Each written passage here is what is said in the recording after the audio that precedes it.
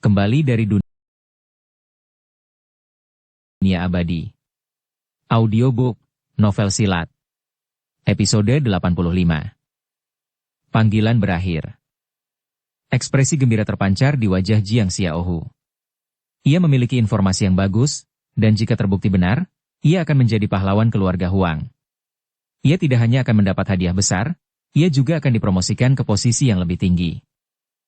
Dia sebenarnya adalah salah satu personel intelijen keluarga Huang yang ditugaskan di kota Guan. Di jalan, sekitar 10 km dari pabrik kabinet bumi, 4 mobil melaju cepat. Di mobil ketiga, Tang Xiu duduk dengan mata terpejam, sementara Tang Wei dan Su Ji sedang berbicara tentang situasi di Guangyang. Dering, dering, dering. Ponsel di saku Tang Xiu berdering. Ketika dia mengambil ponselnya dan melihat ID penelepon di layar ponselnya, dia langsung menerima panggilan dan bertanya. Apakah ada berita? Tuan Tang, salah satu personel intelijen yang ditugaskan oleh keluarga Huang ke kota Guan baru saja menyampaikan berita penting. Ia mengatakan bahwa keluarga Sun Guangyang menahan seseorang di dalam arena seluncur datar di kota Changbu. Namun karena pihak lawan menjaga tempat itu dengan ketat, personel intelijen kami belum mengetahui detail apapun tentang orang yang diculik, Wan Hehen. Jika Anda ingin pergi ke sana, saya akan mengirimkan nomor ponsel personel intelijen saya, sehingga Anda dapat menghubunginya. Begitu ya? Terima kasih. Sama-sama, Tuan Tang. Itulah yang harus saya lakukan. Apakah Anda punya pesanan lain untuk kami? Untuk saat ini belum. Tapi kalau ada keperluan, aku akan menghubungimu lagi. Baiklah. Aku akan selalu menyalakan ponselku. Setelah menutup telepon, Tang Xiu berkata dengan nada yang dalam. Ubah arah. Jika informasi itu benar, wakil direktur Anda, Wan Hehen, ada di arena seluncur datar. Su Ji ragu-ragu sejenak sebelum dia melihat ke arah pengemudi dan berkata. Dengarkan Tang Xiu dan segera pergi ke arena seluncur datar. Baiklah. Pengemudi mencari di GPS dan dengan cepat menemukan lokasi flat-out skating ring. Su Ji, arena seluncur es ini hanya berjarak 6 km dari sini. Kita akan bisa sampai di sana dengan cepat. Kata pengemudi itu. Oke. Su Ji menjawab dan kemudian melirik Tang Xiu. Dia tidak tahu apakah informasi yang diperoleh Tang Xiu dari pihak lain itu akurat atau tidak. Jika informasinya tidak akurat, maka mereka akan membuang-buang waktu. Namun jika memang akurat, pihak yang diminta bantuan Tang Xiu mungkin memiliki latar belakang yang cukup. Siapakah mereka? Su Ji berpikir dalam hati. Keempat mobil itu segera tiba dan diparkir di dekat arena seluncur datar. Tang Xiu kemudian menghubungi nomor telepon seluler personel intelijen yang diberikan oleh kepala keluarga Huang. Tidak lama kemudian, panggilannya tersambung. Halo, nama saya Jiang Xiaohu. Bolehkah saya bertanya siapa yang mencari saya? Seseorang baru saja memberiku nomor ponselmu. Kita sekarang sudah sampai di arena seluncur datar. Di mana kamu sekarang? Kata Tang Xiu. Saya ada di dalam tempat pangkas rambut di sisi kiri seberang arena seluncur datar. Anda di mana? Saya akan segera menyusul Anda sekarang, kata Jiang Xiaohu. Tang Xiu melihat sekeliling dan melihat tempat itu berjarak sekitar 600 hingga 700 meter. Saat melihat toko pangkas rambut kecil, dia berkata, keluar dan jalan ke sisi kanan sekitar 600 atau 700 meter. Ada 4 mobil yang diparkir di sini. Mohon tunggu sebentar. Setelah mengatakan itu, Jiang Xiaohu menutup telepon. Sambil tetap tenang dan mengucapkan selamat tinggal kepada pemilik tempat pangkas rambut, ia kemudian berjalan cepat menuju lokasi Tang Xiu. Saat duduk di dalam mobil, Tang Xiu melihat ke arah Jiang Xiaohu yang mendekat, yang sangat dikenalinya. Dia tidak membiarkan Tang Wei dan Su Ji turun dari mobil saat dia membuka pintu mobil dan turun sendiri. Apakah kamu Jiang Xiaohu? Jiang Xiaohu menatap Tang Xiu, lalu melirik 4 mobil yang terparkir di pinggir jalan. Matanya yang tajam dapat melihat bahwa ada 4 pria di dalam mobil pertama. Benar. Bolehkah aku tahu bagaimana cara menyapamu? Namaku Tang Xiu. Ceritakan padaku situasi di dalam arena seluncur datar, kata Tang Xiu. Meskipun dia tidak tahu identitas Tang Xiu dan yang lainnya, Jiang Xiaohu telah menerima perintah dari atasannya. Oleh karena itu, Dia dengan cepat memberitahu Tang Xiu semua yang dia ketahui dan akhirnya bertanya. Apakah kamu ingin aku membawamu masuk? Apakah kamu kenal dengan pihak lawan? Tanya Tang Xiu. Ya. Saya yang bertanggung jawab atas situs ini, kata Jiang Xiaohu. Jadi, kamu kenal bos dari arena seluncur datar ini? Tanya Tang Xiu sambil mengernyitkan alisnya. Tentu saja aku mengenalnya. Aku sangat mengenalnya, boleh kukatakan? Lagi pula, aku baru saja masuk dan melihat orang-orang keluarga Sun bersama bosku. Kalau begitu, bawa kami masuk. Kau tidak perlu khawatir. Kami akan menjamin keselamatanmu, kata Tang Xiu. Apakah kamu membawa senjata? Aku melihat mereka membawa senjata, dan kupikir mereka juga menggunakan peredam suara. Jiang Xiaohu berbisik. Tang Xiu menepuk bahunya sebelum kembali ke mobil. Ia kemudian berbicara dengan suara pelan. Ini tempat yang tepat. Pria bernama Jiang Xiaohu itu adalah pemimpin geng yang bertanggung jawab atas arena seluncur datar. Ia mengetahui dari bos tempat itu bahwa ada beberapa orang di dalam dari keluarga Sun Guangyang. Jadi, kita pasti sudah menemukan tempat yang tepat. Ngomong-ngomong, Bibi Su, apa rencanamu sekarang? Suji menyipitkan matanya yang berkedip-kedip lalu berkata. Tang Xiu, sepertinya aku tidak tahu apa-apa tentang situasi di sini. Bagaimana kalau kamu yang mengambil peran sebagai komandan? Tang Xiu mengalihkan visinya ke Tang Wei. Kakak, Bibi Su benar. Kamu seharusnya cukup kompeten untuk menjadi pemimpin, ya? Kata Tang Wei. Apakah kamu tidak merasa percaya diri untuk mengarahkan aksinya? Tanya Tang Xiu. Saya memang tidak sepenuhnya percaya diri. Saya mungkin punya pengalaman dan kemampuan dalam menjalankan bisnis, tetapi menyelamatkan Sandra bukanlah sesuatu yang saya kuasai. Karena Anda memiliki kemampuan untuk menemukan Wan Hehen, saya yakin kemampuan Anda lebih baik dari saya. Kata Suji. Setelah terdiam sejenak, Tang Xiu mengangguk dan berkata. Kalau begitu, aku akan memimpin operasinya. Kami akan membawa 10 pengawal. Aku akan meninggalkan 2 orang di sini untuk melindungimu sementara 8 orang lainnya akan ikut denganku.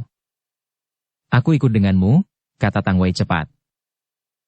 Tang Xiu, aku tidak punya kemampuan bertarung dan aku hanya akan membuat masalah jika aku mengikutimu. Jadi aku tidak akan pergi.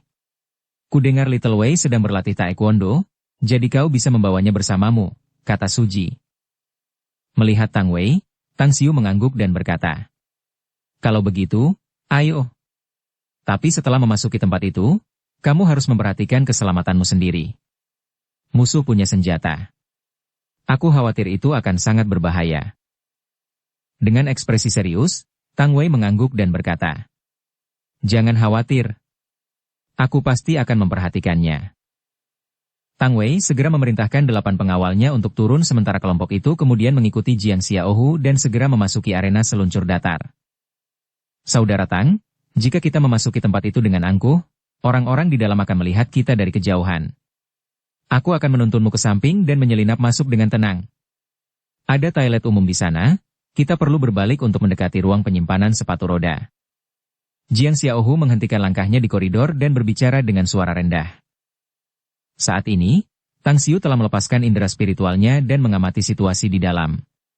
Di pintu ruang penyimpanan sepatu roda, 2 pria tegap mengamati sekeliling dengan waspada. Sementara di dalam sebuah ruangan, ada seorang pria parubaya dengan tangan terikat bersama 3 pria dan seorang wanita. Pria gemuk itu seharusnya adalah orang yang digambarkan Jiang Xiaohu sebagai bos gemuk, sedangkan 2 pria lainnya dan wanita itu seharusnya adalah orang-orang keluarga Sun. Baiklah. Mari kita beralih dari toilet umum. Dengan menggunakan indera spiritualnya untuk menyapu area tersebut, Tang Xiu menemukan bahwa informasi Jiang Xiaohu benar. Ada sebuah lingkaran di sekitar titik akhir koridor yang merupakan lokasi toilet umum. Kedua sisi dinding toilet umum tidak disegel. Ada ruang setinggi hampir 1 orang di atasnya yang dapat dimasuki oleh siapapun dengan kelincahan yang baik. Semenit kemudian, mereka diam-diam memasuki arena seluncur datar dari toilet umum. Jarak dari sana ke ruang penyimpanan sepatu skate hanya sekitar 20 meter. Tunggu aku di sini. Aku akan mengurus 2 orang di pintu masuk. Segera menyusulku setelah itu. Bisik Tang Xiu. Raut wajah Tang Wei berubah saat dia meraih tangan Tang Xiu dan berbisik. Tidak.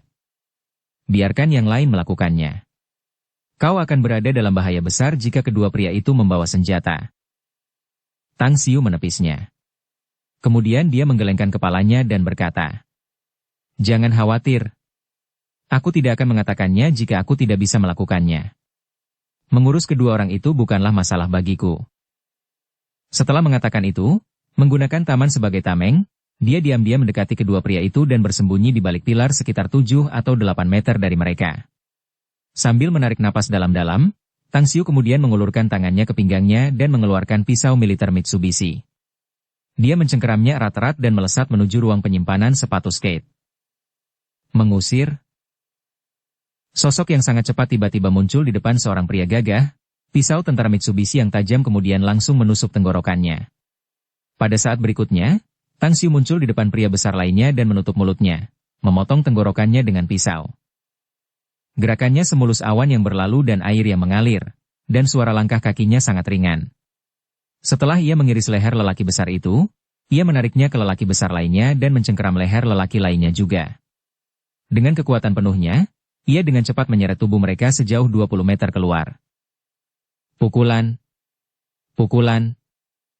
Kedua lelaki besar itu menutupi tenggorokan mereka dengan tangan mereka dan mata mereka terbelalak sementara darah tak henti-hentinya menyembur keluar dari mulut dan leher mereka saat Tang Xiu diam-diam melepaskan tubuh mereka yang berkedut di lantai. Tang Wei, Jian Xiaohu, beserta ke-8 pengawalnya menatap kedua pria besar itu dengan tercengang, mata mereka penuh dengan keterkejutan dan ketidakpercayaan. Dia menyingkirkan 2 orang penjaga pintu itu dengan begitu mudahnya? Tang Xiu berbicara dengan suara pelan. Kalian semua ikuti aku di belakang. Saat aku menendang pintu, segera kendalikan orang-orang di dalam. Ingat, mereka kemungkinan besar memiliki senjata, jadi jangan pernah memberi mereka kesempatan untuk menggunakannya. Mengerti? Semua orang mengangguk. Dari pinggang kedua pria besar itu, Tang Xiu mengeluarkan 2 pistol dan memberikannya kepada 2 pengawal. Dia kemudian berlari menuju pintu kantor. Setelah semua orang berada di dekat pintu, Tang Xiu kemudian menendang pintu dengan keras. Wah! Pintu diinjak-injak hingga terbuka, saat 8 pengawal berlari ke depan dengan senjata api dan belati mereka dan bergegas masuk. Bos gendut, 2 pria dan wanita di dalam tidak punya waktu untuk bereaksi saat moncong diarahkan ke mereka. Saat tubuh mereka menjadi kaku, belati telah diletakkan di leher mereka. Bab 352, Belalang Sembah Menguntit Jangkrik. Siapa pemburu? Siapa mangsanya? Kedua pria dan wanita dari keluarga Matahari awalnya yakin bahwa mereka adalah pemburu yang telah menangkap mangsanya. Namun, mereka tidak pernah menyangka bahwa peran mereka akan berubah menjadi mangsa bahkan sebelum mereka sempat mengeluarkan informasi apapun. Perubahan situasi itu membuat hati mereka dingin. Siapa kau sebenarnya? Gerutu lelaki setengah baya dari keluarga Matahari. Apakah kamu masih bertanya dalam situasi ini? Tang Xiu meliriknya dengan ekspresi dingin dan acuh tak acuh lalu berkata dengan ringan. Kamu akan segera mati, kenapa kamu masih begitu bingung? Setelah mengatakan itu, Tang Xiu berjalan ke arah pria yang terikat itu. Dia menatap wajahnya yang terkejut dan bertanya dengan ringan. Apakah kamu Wan Hehen? Ya, ini aku. Pria yang diikat itu berkata dengan gembira. Aku wakil Direktur Departemen Keuangan Starlight Group, Wan Hehen. Kau, apakah kau di sini untuk menyelamatkanku? Tang Xiu tiba-tiba memperlihatkan pisau militer Mitsubishi yang tajam, menyebabkan raut wajah Wan Hehen berubah. Sambil memotong tali yang mengikatnya, Tang Xiu bertanya. Katakan sesuatu padaku. Apa yang telah kau katakan kepada mereka? Wan Hehen menggelengkan kepalanya dan berkata. Aku belum mengatakan apapun. Tang Xiu mengangguk lalu berkata dengan suara dingin dan acuh tak acuh. Bunuh mereka semua. Puas. Puas. Puas. Puas. 8 pengawal itu tidak ragu-ragu dan langsung membunuh ke-4 orang itu. Mereka sudah diperintahkan untuk mematuhi perintah Tang Xiu, jadi mereka pun menuruti perintah Tang Xiu. Dengan tatapan bingung, Tang Wei menatap ke-4 mayat yang membentuk genangan darah. Dia menelan kembali kata-kata yang hendak diucapkannya, ketidakpercayaan memenuhi matanya.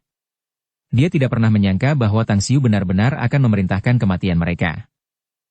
Harus diketahui bahwa dia selalu menganggap Tang Xiu hanyalah orang biasa.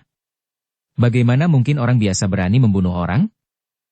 Namun, ketika mereka berada di luar ruangan tadi, Tang Xiu menggunakan keterampilannya yang mengerikan untuk membunuh dua penjaga itu sendirian. Dan sekarang dia memerintahkan pembunuhan keempat orang dari keluarga Sun. Tepat pada saat ini, dia tiba-tiba menyadari bahwa apa yang dia ketahui tentang Tang Xiu hampir nol. Jiang Xiaohu juga terkejut dan tercengang. Tidak pernah ia bayangkan bahwa Tang Xiu akan begitu kejam dan tidak kenal ampun. Dalam waktu yang singkat ini, 6 orang telah tewas di tangannya, secara langsung maupun tidak langsung. Dewa pembunuh ini, apa latar belakangnya?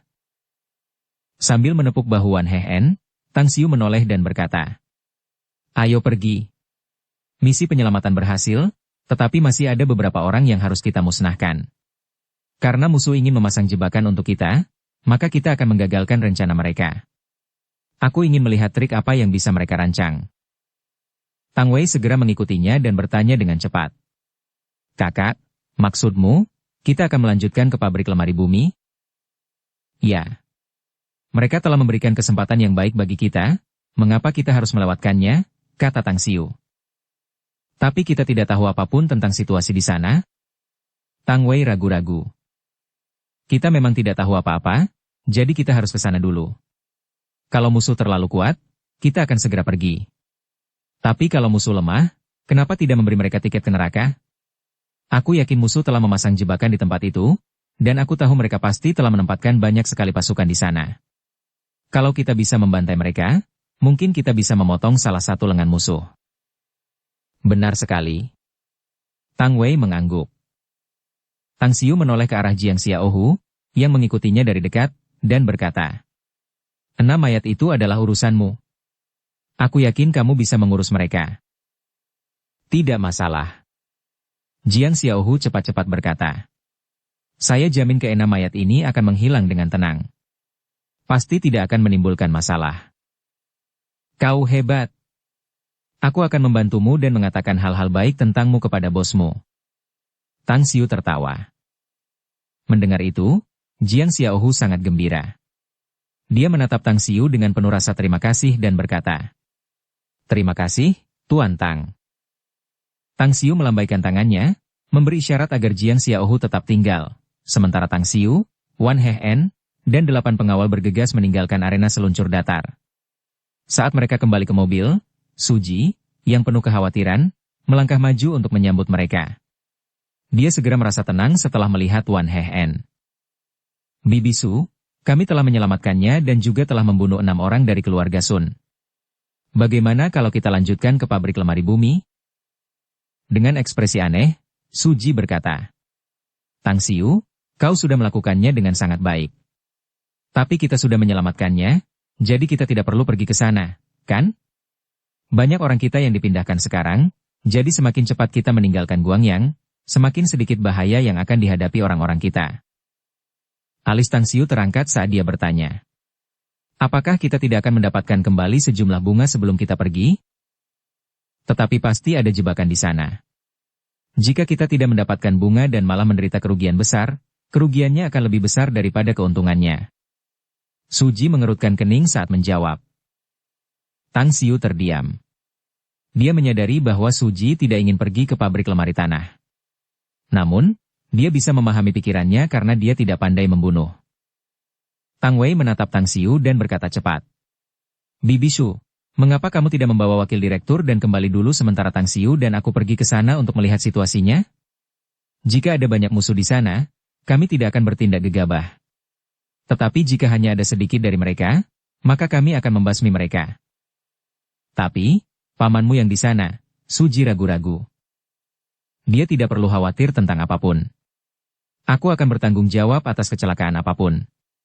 Karena keluarga Yao dan kita telah kehilangan semua kesopanan di Guangyang dan Fukang, aku khawatir mereka akan menekan kita jika kita mundur. Pada akhirnya, kita akan benar-benar kehilangan setiap jengkal tanah di kedua provinsi ini," kata Tang Xiu. Setelah merenung sejenak, Suji mengangguk dan berkata, "Kalau begitu aku akan pergi bersamamu. Namun, aku harus melaporkan masalah ini kepada pamanmu dan mendengarkan pendapatnya terlebih dahulu." "Kalau begitu, laporkan padanya saat dia dalam perjalanan ke sana," kata Tang Xiu. Kompleks Villa Red Maple. Puluhan pria bertubuh besar dengan ekspresi dingin tengah beristirahat di halaman villa sementara banyak lainnya berjaga di sekitar villa. Di dalam villa, Tang Yunpeng tengah duduk di dalam kamar di lantai 2 sambil membaca laporan informasi di tangannya dengan tenang. Namun, ia terus mendongak sambil melihat waktu di arlojinya dari waktu ke waktu. Dering, dering, dering. Nada dering ponselnya berdering, membuat ekspresi Tang Yunpeng berubah. Saat meraih ponsel dan melihat ID penelepon, ia langsung menekan tombol jawab dan bertanya dengan suara berat. Ada apa? Apakah dia sudah diselamatkan? Kami telah menyelamatkannya, tetapi Wan Hehen tidak ditahan di pabrik lemari tanah, tetapi di tempat lain di kota Changbu. Tang Xiu meminta temannya untuk membantu menyelidiki situasi di sini. Orang-orang keluarga Sun yang menahan Wan Hehen telah dibunuh oleh Tang Xiu dan Tang Wei. Totalnya ada 6 orang. Suara Suji terdengar di telepon. Dengan gembira, Tang Yunpeng berseru. Bagus sekali. Cepat mundur sekarang. Sebagian besar orang kita di Provinsi Guangyang telah dipindahkan. Anda, sebagai manajer umum Starlight Group, juga harus segera mengungsi. Tetapi, Tang Xiu dan Tang Wei bermaksud, pergi ke pabrik kabinet tanah. Kata Suji. Orang-orang kita tidak ada di sana. Apa yang ingin kamu lakukan di sana? Ekspresi Tang Yunpeng sedikit berubah saat dia bertanya dengan suara berat. Tujuan mereka adalah, karena kita tahu bahwa pihak lawan telah mengatur jebakan di sana, mereka mungkin juga mengalahkan mereka dalam permainan mereka sendiri dan mendapatkan kembali sebagian bunga. Jika mereka dapat membuat keluarga Yao dan keluarga Sun menderita kerugian besar, dapat dianggap bahwa kita telah memulihkan sebagian bunga. Kata Suji. Itu sama saja dengan membuat masalah. Tang Yunpeng berkata dengan marah. Pasukan kita di sini sama sekali tidak sebanding dengan mereka. Musuh telah memasang jebakan dan kemungkinan besar mereka telah menempatkan banyak tenaga di sana. Kita tahu betul bahwa itu sangat berbahaya, tetapi mereka ingin menyerahkan diri ke pintu mereka? Ini sama saja dengan mencari kematian. Suruh mereka segera mundur. Ini? Di dalam mobil, Suji menoleh ke arah Tang Xiu dan Tang Wei. Dia lalu memaksakan senyum dan berkata, Paman besarmu ingin kalian segera kembali. Tang Xiu mengulurkan tangannya dan berkata, berikan ponselnya padaku. Setelah ragu sejenak, Suji lalu menyerahkan ponselnya. Paman, ini Tang Xiu. Kata Tang Xiu. Tang Xiu, aku tahu kau baru saja melakukan pekerjaan yang berjasa, tetapi kau tidak boleh sombong. Tang Yunpeng menjawab dengan nada masam. Keluarga Yao memulai rencana mereka di Guangyang beberapa tahun yang lalu. Bajingan kecil dari keluarga Yao itu telah membawa kembali beberapa ahli dari luar negeri, menyebabkan keluarga Tang kita tidak siap. Kita sama sekali bukan lawan mereka. Jadi kau harus kembali sekarang. Datanglah dan temui aku di sini, kita akan meninggalkan Guangyang untuk sementara waktu. Paman besar, aku tidak akan mengatakannya jika aku tidak bisa melakukannya. Karena aku memiliki kepercayaan diri untuk memberi mereka pukulan, aku hanya meminta dukunganmu. Aku memiliki kemampuan untuk meminta seseorang menyelidiki tempat sebenarnya di mana Wan Hehen ditahan. Ini menunjukkan bahwa aku juga dapat menyelesaikan masalah berikut. Tentu saja, kita tidak akan bertindak gegabah atau membabi buta, karena aku juga tahu bahwa mengenal musuh kita dan mengenal diri kita sendiri adalah jalan menuju kemenangan. Oleh karena itu, kita pasti akan mencari tahu tentang kekuatan musuh sebelum kita bertindak. Jika penyelidikan tidak jelas atau kekuatan kita lebih rendah dari mereka, kita tidak akan bertindak gegabah dan kita akan segera kembali. Tang Yunpeng tidak pernah menyangka bahwa Tang Xiu akan mengucapkan kata-kata seperti itu. Dia tidak tahu banyak tentang Tang Xiu. Dia hanya tahu bahwa keponakannya yang pernah hilang ini memang memiliki beberapa kemampuan. Namun, meskipun begitu, dia masih sedikit khawatir tentang kemungkinan Tang Xiu bergabung dengan tindakan berbahaya keluarga itu. Tang Xiu berkata sekali lagi. Paman besar, mari kita selesaikan. Kita akan memberi mereka pukulan langsung jika ada kesempatan. Dan jika tidak, kita akan segera mundur. Setelah mengatakan itu, Tang Xiu langsung menutup telepon. Mendengar suara bisu dari ponsel, mulut Tang Yunpeng menganga saat ia akhirnya menggelengkan kepalanya dan memaksakan senyum. Ia cepat-cepat melangkah keluar dari villa dan kemudian melihat kepuluhan pria besar di halaman, berteriak dengan suara berat. Kita akan ke kota Changbu. Ya? Puluhan pria besar segera berdiri dan bergerak. di kota Changbu. Di dekat pabrik kabinet bumi, Ai Murui berdiri tanpa bergerak di depan jendela di lantai 3 gedung bertingkat 3 itu, sambil memegang teropong untuk mengamati keempat SUV itu. Di belakangnya, dua pemuda berambut pirang yang mengenakan pakaian kasual sedang bermain dengan belati di tangan mereka. Ahli, turunlah dan beritahu yang lain untuk berputar diam-diam dan memotong jalan mundur mereka tanpa membuat mereka khawatir.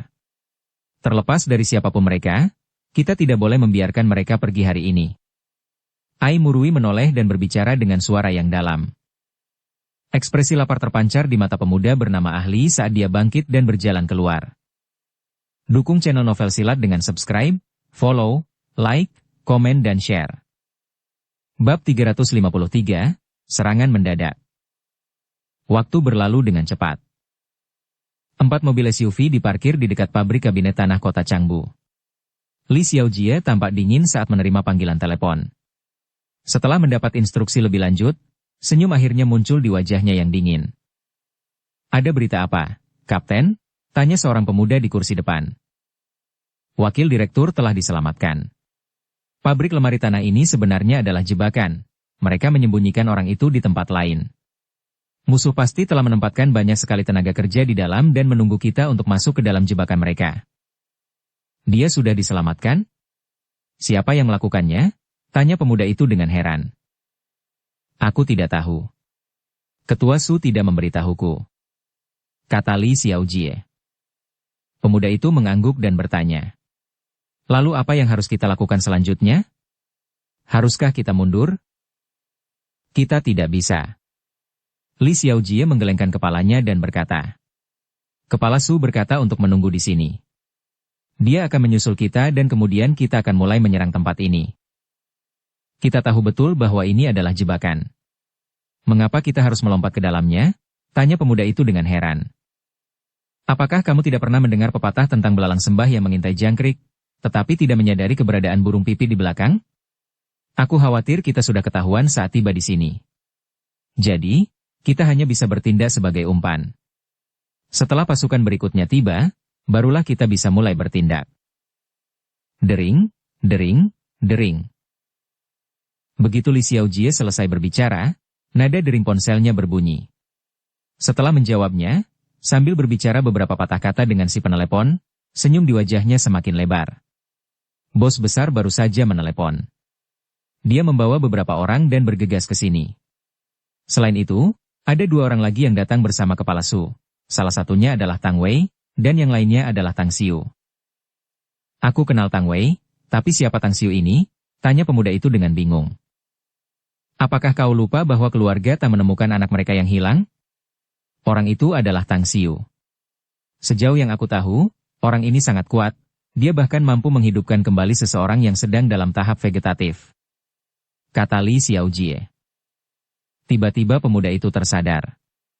"Dari kelihatannya, misi kita akan sangat berat. Kita harus menyerang musuh di satu sisi, sementara kita juga harus melindungi kedua tuan muda ini." Meskipun terdiam, Li Xiaojie juga punya pikiran yang sama. Lagi pula, garis keturunan langsung dari keluarga Tang, terutama generasi muda, hanyalah keturunan manja yang tidak punya pengalaman dalam pertempuran seperti ini.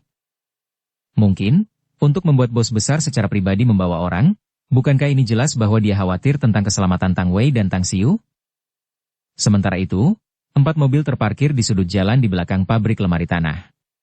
Sambil menatap Tang Wei, Tang Xiu kemudian berkata dengan serius, "Aku akan membawa beberapa orang untuk menyelidiki situasi terlebih dahulu.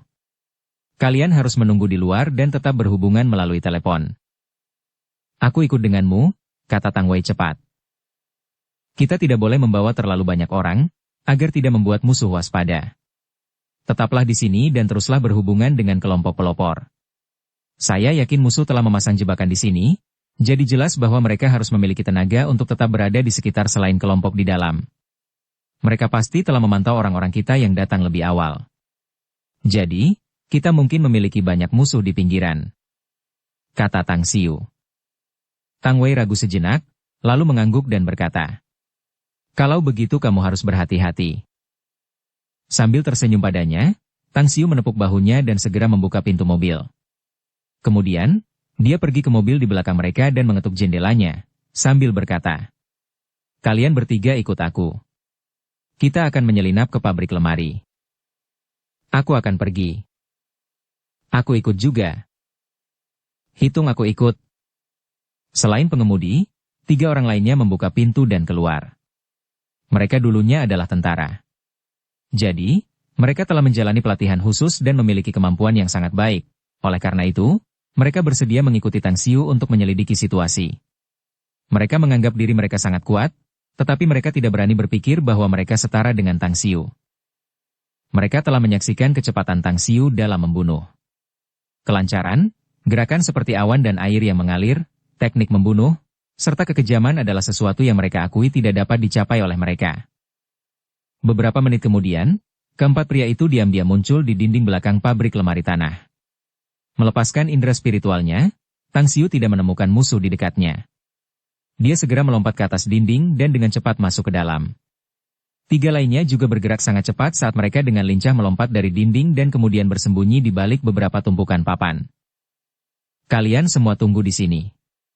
Kalian tidak boleh meninggalkan tempat ini tanpa perintahku.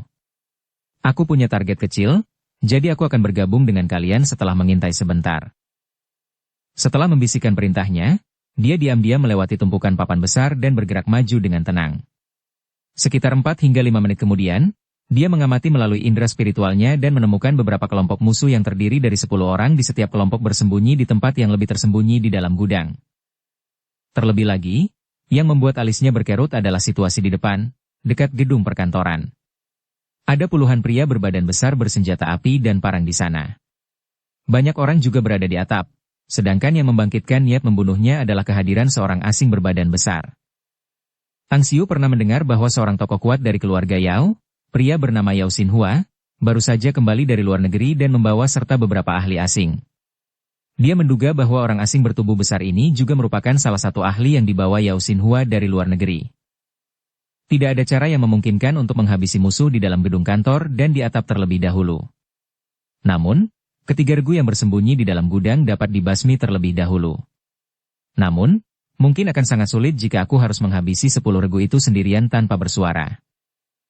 Tang Xiu berpikir sejenak sambil mempertahankan kewaspadaan tinggi dan diam-diam kembali ke tempat persembunyian tempat ketiga pengawal yang dibawanya berada. Salah satu dari kalian kembali dan suruh yang lain masuk ke dalam. Jangan lupa untuk segera melompati tembok. Ada seseorang yang memegang teropong mengamati bagian luar di atas atap gedung kantor itu. Kalau dia tidak sengaja melihat kalian, aku khawatir rencana penyerbuan kita akan gagal. Saya pergi dulu, kata seorang pria parubaya. 7 atau 8 menit kemudian, Tang Wei, diam-diam memimpin 5 pengawal lainnya, tiba di sisi Tang Xiu. Setelah menyembunyikan diri, dia berbisik. Kakak, bagaimana keadaan di dalam? Saya telah mengamati situasi di dalam 2 bengkel di sisi kiri dan kanan. Ada 10 orang di dalam setiap gedung sementara kelompok lain yang terdiri dari 10 orang bersembunyi di balik tumpukan papan di sana. 2 orang di masing-masing dari 3 kelompok ini bersenjatakan senapan sementara sisanya bersenjatakan pisau dan tongkat. Namun, ada puluhan orang lainnya di dalam gedung kantor dan di atapnya.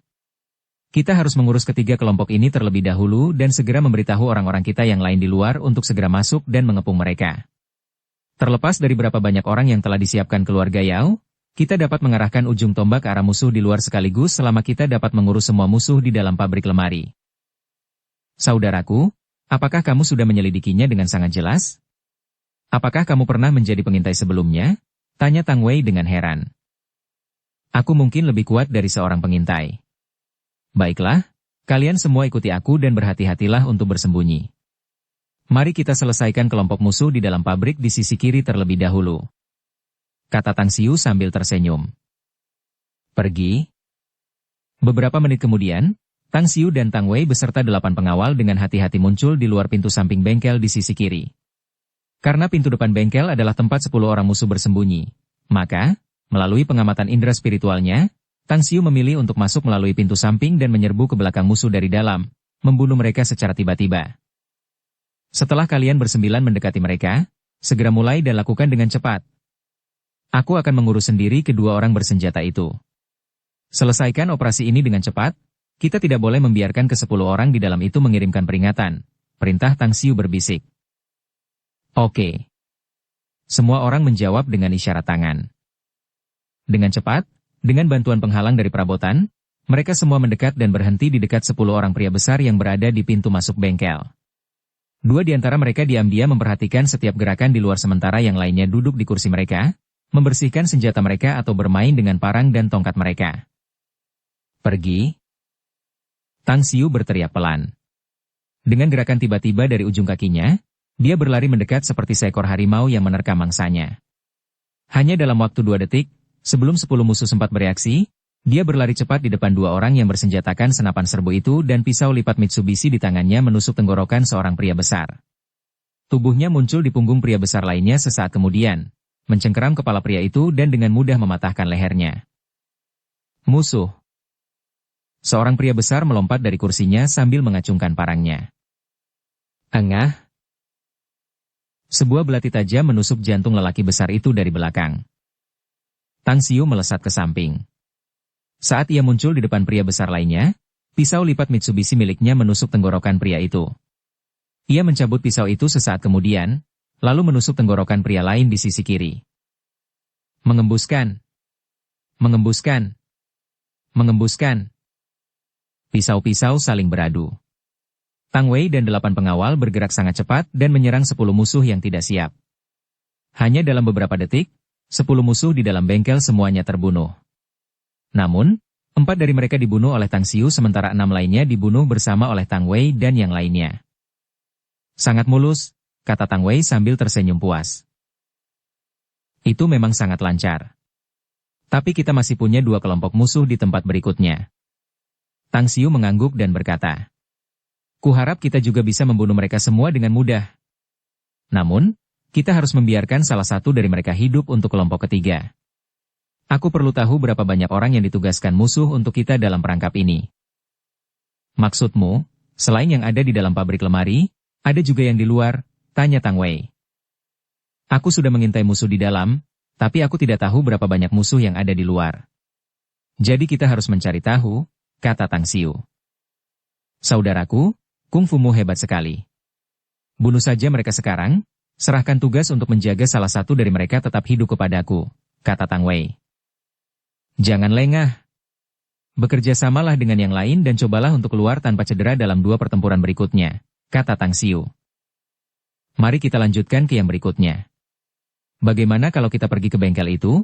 tanya Tang Wei. "Ya," kata Tang Xiu.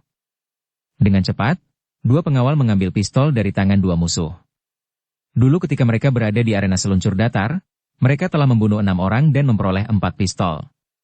Sekarang mereka memperoleh 2 lagi, sehingga totalnya menjadi 6 pistol. Dengan pistol yang diberikan Tang Min kepada Tang Xiu, mereka sekarang memiliki 7 pistol.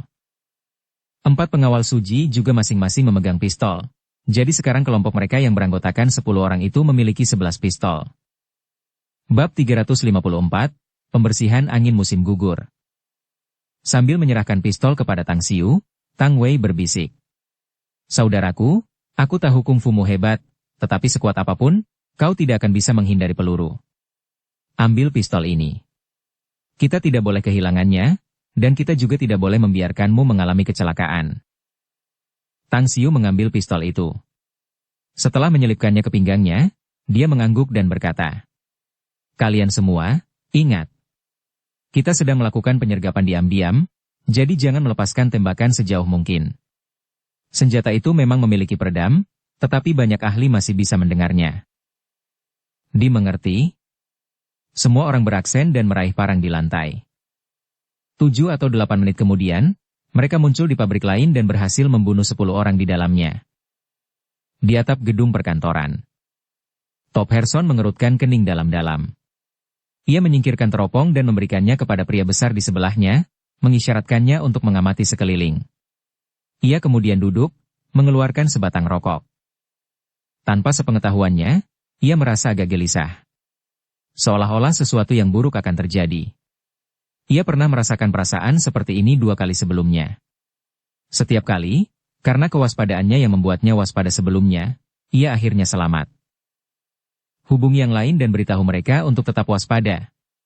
Begitu musuh menyerang, kita akan menghadapi pertempuran hidup dan mati. Top Herson berkata dengan suara rendah. Oke. Pria besar itu mengambil ponselnya dan menekan sebuah nomor. Di luar bengkel. Di antara tumpukan papan setinggi 2 meter, sebuah ponsel di tangan seorang pria besar bergetar. Ia lalu menyipitkan matanya dan melihat ID penelepon di layar. Saat menerima panggilan, ia berkata, "Ada apa?" Tetap waspada. Musuh tidak menyerang di siang hari, jadi mereka mungkin akan menyerang di malam hari. Jika kita tidak bisa tetap waspada, saya khawatir itu akan menjadi kematian kita. Oke. Pria besar itu mengangguk dan menjawab sambil melihat ke arah pintu melalui lubang-lubang di papan. Baiklah. Itu saja. Saat si penelepon menutup telepon, lelaki besar itu berbicara dengan suara pelan. Saudara-saudara, tetaplah waspada. Selama kita bisa membunuh musuh kali ini, Tuan Muda akan memberi kita hadiah besar setelah kita kembali. Saat waktunya tiba, kita bisa mengadakan pesta besar dengan banyak cewek cantik. Baiklah. 9 orang lainnya tersenyum bahagia. Mereka mulai membayangkan betapa bahagianya mereka setelah berhasil membunuh musuh. Engah. Pisau tajam Mitsubishi menikam punggung lelaki besar yang menjawab telepon itu. Saat ia menoleh, ia hanya bisa melihat cipratan darah di depannya saat kepala saudaranya yang berdiri di sampingnya pecah. Darah dan cairan putih dari otak memercik ke wajahnya. Sambil memegang parang di tangannya, Tang Wei dengan ganas menebas leher seorang pria besar. Pria itu menjerit dengan sedih, lalu pria lain menusuk perutnya. Tiba-tiba salah satu musuh yang terkepung menyadari bahwa rekannya tengah diserang dan hendak berteriak keras. Musuh. Engah. Suaranya belum keluar saat pisau Tang Xiu mengiris tenggorokannya, diikuti dengan pukulan tinju untuk menghabisinya. Buang semua parang dan ambil senjata mereka. Kita akan menggunakan senjata di pertempuran berikutnya. Perintah Tang Xiu dengan sungguh-sungguh. Oke. Pada saat ini, ke-9 orang itu, termasuk Tang Wei, telah sepenuhnya yakin dengan Tang Xiu. Mereka telah melihat metode Tang Xiu dalam membunuh orang dan juga mengalami keberhasilan karena kepemimpinan Tang Xiu. 29 orang. Semuanya bersenjata senapan dan pisau. Dan mereka terbunuh hanya dalam waktu 20 menit. Salah satu dari mereka pingsan dan kini tergeletak di kaki mereka. Tak seorang pun dalam tim itu yang terluka. Halus, sangat halus. Mereka dulunya adalah tentara. Beberapa dari mereka dilatih oleh keluarga Tang sejak kecil, sementara sisanya adalah tentara pensiunan yang berjanji setia kepada keluarga Tang setelah dibeli oleh mereka. Hampir semuanya pernah membunuh orang sebelumnya, tetapi tidak pernah sekalipun mereka mengalami serangan pembunuhan yang begitu mudah atau memperoleh hasil yang luar biasa. Saudaraku, apa yang harus kita lakukan selanjutnya? Haruskah kita memberitahu orang-orang kita di luar untuk masuk dan bergabung dalam penyerbuan? Tanya Tang Wei. Tidak, belum. Tang Xiu menggelengkan kepalanya dan berkata, kita akan menuju ke bengkel di sisi kanan. Kau siapkan penyergapan di sana sementara aku menyelinap ke gedung kantor dan membunuh mereka secara diam-diam. Tidak. Tang Wei menggelengkan kepalanya dan berkata, sama sekali tidak. Bahkan jika kamu sangat kuat, aku tidak bisa membiarkanmu mengambil risiko sendirian. Sulit bagi 2 tangan untuk melawan 4 tangan. Ada lusinan musuh di sana, dan banyak dari mereka pasti punya senjata. Jika kebetulan kamu mengalami kecelakaan, Singkatnya, aku harus mengikutimu kemana-mana karena kita sudah sampai pada titik ini. Tang Xiu hendak berbicara ketika Tang Wei melambaikan tangannya untuk menyela dan berkata dengan ekspresi tegas dan tegas. Kakak, aku tidak ingin kakek dan kakek mematahkan kakiku karena kamu mengalami kecelakaan. Aku tidak ingin merasa bersalah seumur hidupku. Jadi, tolong jangan katakan apapun lagi. Tang Xiu memaksakan senyum sambil menggelengkan kepalanya tanpa daya dan berkata, baiklah, lupakan saja. Kita akan berbalik dengan tenang. Ah, tidak. Sial. Orang-orang di gedung kantor itu pasti sudah mengetahuinya. Bagaimana mereka mengetahuinya? Tanya Tang Wei cepat. Tang Xiu mengernyitkan alisnya dan berkata, sama seperti kita membunuh orang-orang ini sebelumnya, bukankah salah satu dari mereka mendapat telepon? Jika tebakanku benar, seseorang menelepon orang-orang di bengkel di kedua sisi. Sayang sekali tidak ada yang menjawabnya. Oleh karena itu, tidak sulit untuk menyimpulkan bahwa orang-orang di dalam bengkel ini telah mengalami kecelakaan. Dering, dering, dering. Tepat saat Tang Xiu selesai berbicara, ponsel di tangan pria besar yang pertama kali dibunuh oleh Tang Xiu berdering. Tang Xiu dan Tang Wei saling bertukar pandang. Tentu saja. Tang Wei memaksakan senyum. Setelah merenung sejenak, Tang Xiu kemudian berkata, "Dari apa yang terlihat, aku khawatir sekarang mustahil bagi kita untuk menyerang musuh secara diam-diam di gedung kantor. Bagaimanapun, kita harus segera mundur. Mari kita bergabung dengan orang-orang kita di luar dan mundur secepat mungkin. Jika ada yang berani menghentikan kita, bunuh mereka. Kita sudah membunuh banyak dari mereka, itu sudah cukup." Tang Wei mengangguk dan berkata, "Tapi apa yang harus kita lakukan dengan orang ini?" Tang Xiu melirik pria yang pingsan itu.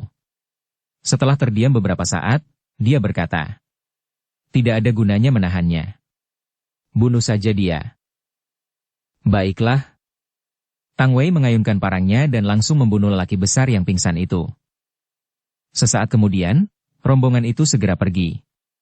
Mereka keluar melalui dinding halaman belakang dan kembali ke mobil. "Bagaimana itu?" Suji yang telah menunggu di luar, segera bertanya setelah melihat Tang Xiu dan Tang Wei kembali. Sambil menyeka darah di wajahnya, Tang Wei terkekeh dan tersenyum. "Bibi Su, kita berhasil karena keberanian saudaraku.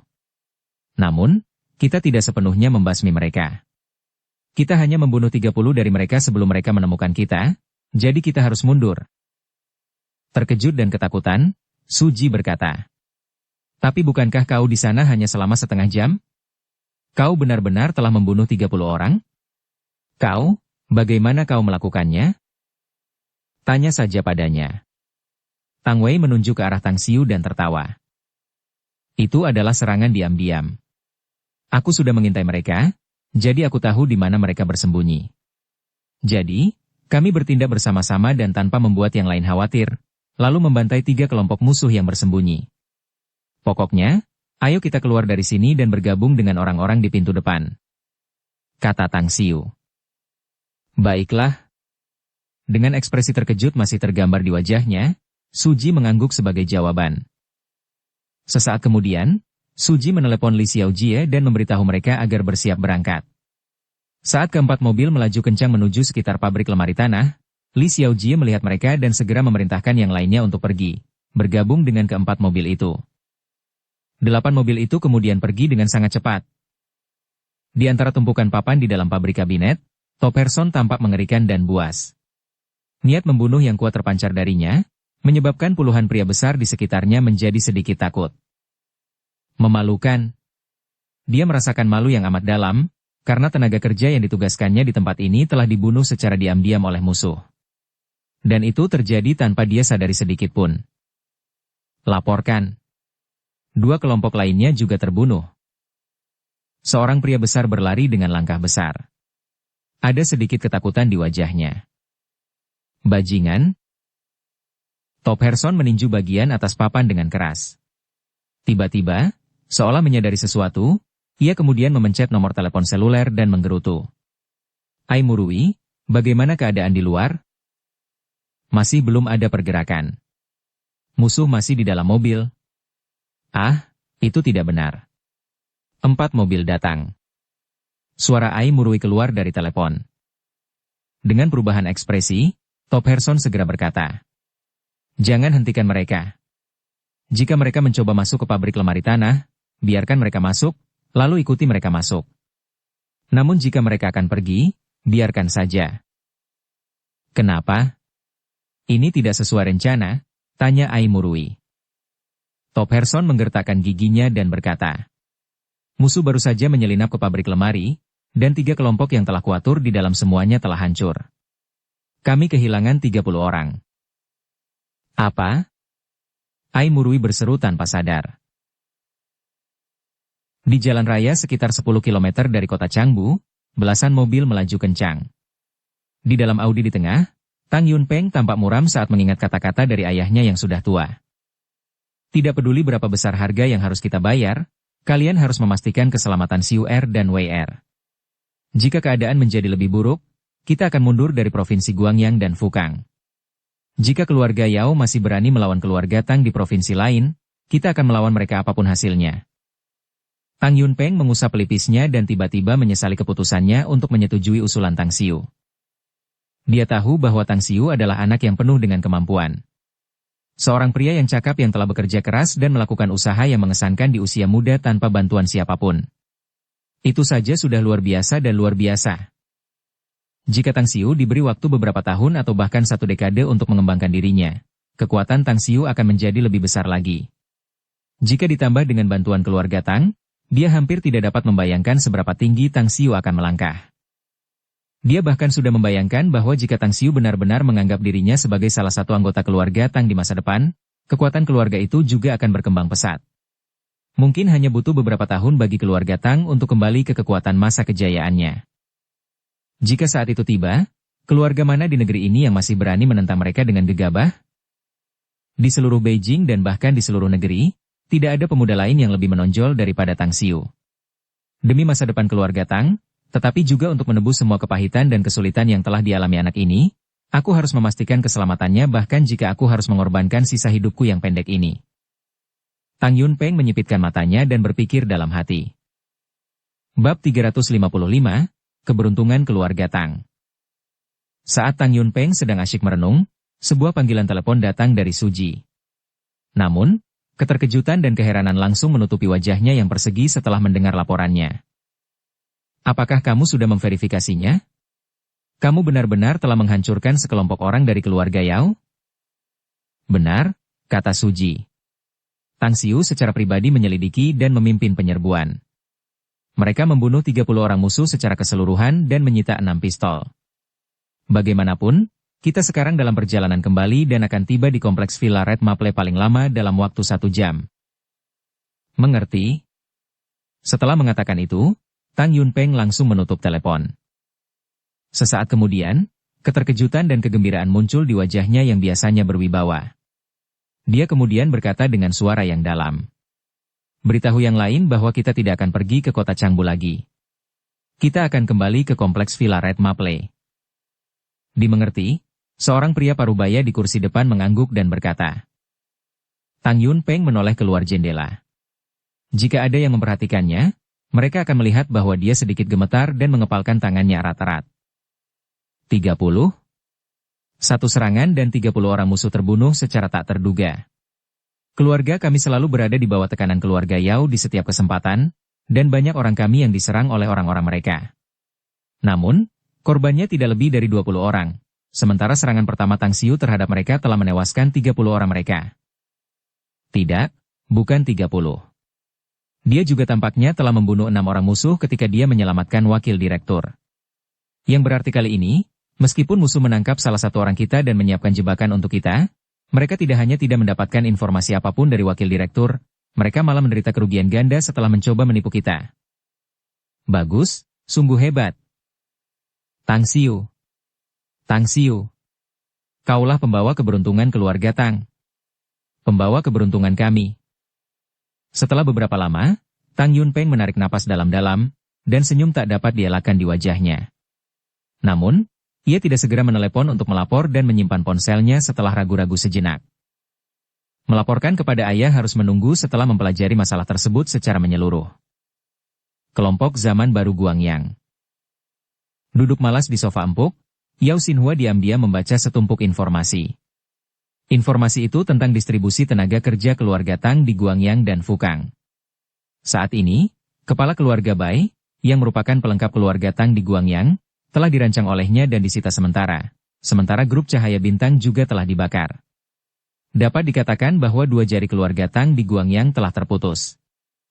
Setelah mengetahui situasi keuangan Starlight Group, kita mungkin juga dapat merebut sumber uang keluarga Tang dan menghancurkan Starlight Group sepenuhnya. Dengan demikian, jari lain keluarga Tang akan terputus lagi. Senyum muncul di wajah Yao Xinhua. Dering, dering, dering. Nada dering telepon seluler berbunyi. Mengambil ponselnya, sambil melihat ID penelepon di layar, senyum di wajahnya langsung bertambah tebal. Top Herson, ada kabar baik untuk dilaporkan? Old Wolf, ada yang tidak beres. Suara Top Herson, penuh dengan niat membunuh, keluar dari telepon.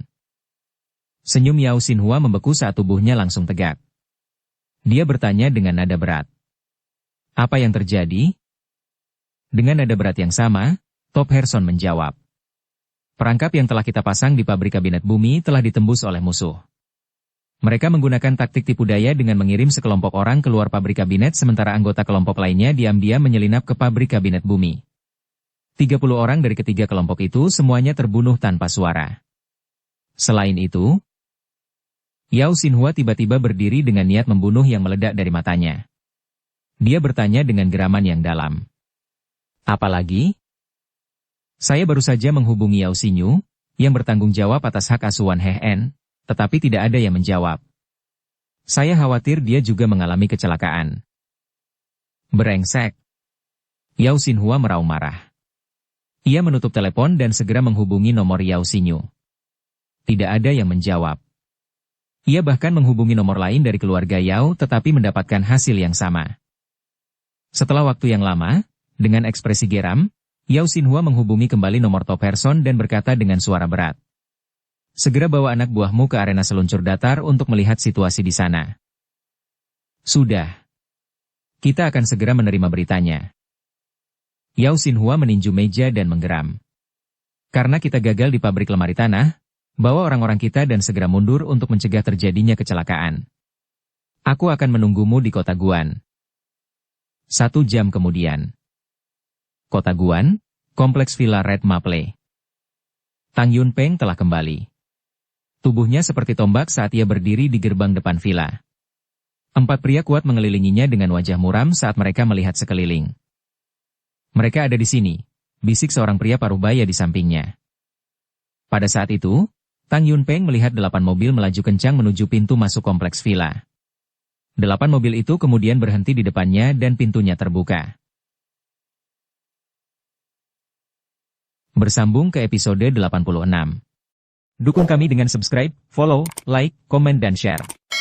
Terima kasih.